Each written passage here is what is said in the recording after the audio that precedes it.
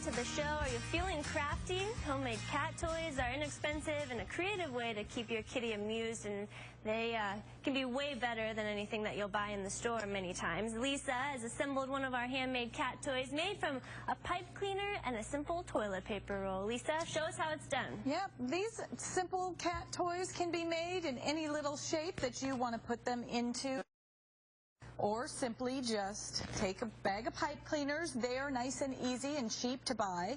Get a bag of pipe cleaners, wrap them around a pencil, and voila, you have a little squiggle.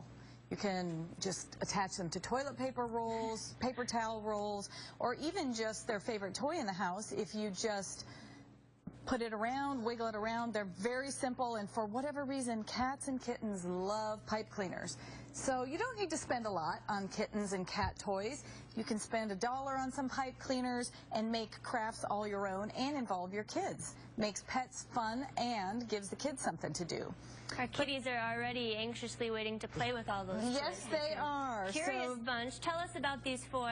These four were part of an unexpected litter, and luckily the person who found out that they had a surprise litter kept them and fostered them and brought them to us once they were old enough to be spayed and neutered. So these four started out life a little bit shy, but they are very affectionate, playful, loving, and we've got the whole gamut. We've got a black, we've got a chocolate, we've got a cream colored, another black kitten here. Last week we adopted 130 cats and kittens at all four of our locations. So thank you for everyone that came down, but we still have 100 cats and kittens on our adoption floor right now. So if you're thinking of adding a feline, come on down, save a life. Everybody's spayed and neutered and ready to go home with you today. Well, oftentimes our animal rescuers find felines in precarious situations, and so it was with the family in Scottsdale who heard meowing coming from their walls. After several hours of searching around, they were able to pinpoint a location to which the faint mews were coming from, and they summoned our animal rescuers from the Arizona Humane Society to help. They had to cut through some drywall, and our team was finally able to rescue the small feline who is stuck in that cup, if you can see there, and they pulled her to safety. Currently recovering in our trauma hospital. Well, with over 180 dog breeds, finding the right dog to fit your lifestyle can be difficult, so every week we feature a particular breed, and today, Perry, we're featuring the Boxer. Right, Ashley, this is a doggie that comes from the country of Germany. We say that an awful lot. Basically, around the late 1800s, this dog was a combination of a dog called the Bull and Baser, which is now extinct, and the English Bulldog. They were bred to be kind of like hunters. They have extremely strong jaws. What they were used for is they would hold on to the prey and not let it go until the hunter actually got to them. You see some great pictures of a Boxer right there. Lots of doggies come in the brindle coloring right there, but they do come in brown and white. And absolutely stunning dogs. They actually are ancestors of a dog called the Molosar, which is the building block for all large dogs, including the Mastiff, which you're going to see here pretty soon. So you're going to see similarities in these breeds.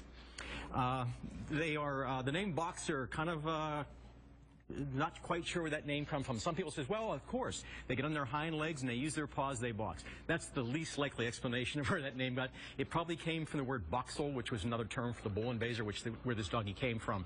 They came to the United States around the turn of the century, but they really grew in popularity right after World War II with returning soldiers coming home from Germany. They are currently the 7th most popular purebred in the United States, have always been in the top 10.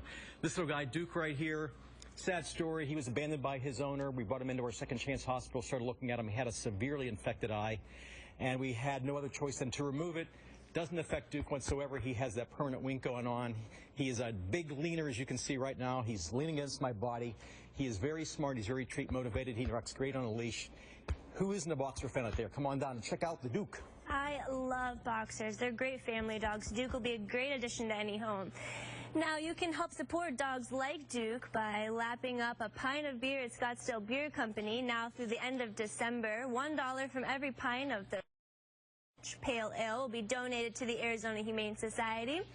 Additionally, 100% of the proceeds from purchased Copper Club growlers go to the life-saving programs to help our shelter pets. You can get more info at azhumane.org.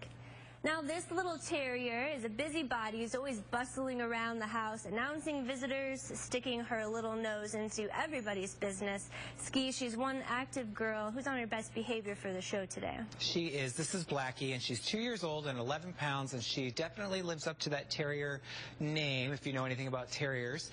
Her owners had to surrender her, but they didn't have enough time for her, and she tended to be a little on the barky side because she had so much time alone. So if she is a perfect match for someone who maybe is a stay-at-home parent or works from home or a retiree who's home more frequently but also wants to travel with a little dog, because you could just pick her up, put her right in a car seat, and take her with you wherever you go. If you're not able to be with her 24 hours a day, which she probably would prefer, I mean, which pet wouldn't want that, you know, lots of toys and activities, hiding treats around the house, making games for her, filled Kongs, things to keep her occupied will certainly help keep her mind busy and keep that noise down. Blackie is looking for that forever home. She promises to be on her best behavior, and if you need any assistance, there's also training available, and you can find out more information about that at azhumane.org. All right. Well, you know what they say. The bigger the pup, the bigger the cuddles. No one knows this better than foster mom Tracy, who's joining us on the show today with her enormous friend, Michael Clark. Welcome to the show, Tracy. You fostered this gentle giant while he recovered from injuries and pneumonia. What's it like living with him? Michael Clark is a wonderful dog. He's 107 pounds of pure sweetness. Michael Clark is actually part Boxer and part Neapolitan Mastiff. I fostered him for about 7 weeks in my home. He is wonderful on a leash. He's house trained. He's just a giant through and through. This is his happy face, I swear. He's just so sweet, and he just loves to be around people. He's been through a lot with pneumonia and having a foot injury, but he's ready to find a forever home, and he really is a staff favorite at the shelter. Everyone knows Michael Clark, not only because of his size, but because of his pleasant demeanor. This is Michael Clark. He is such a good boy. Come down and meet him. All right, stay with us. Meet Jack, and our mobile spay and neuter clinic will be heading to Gilbert. We have all the details when we come back.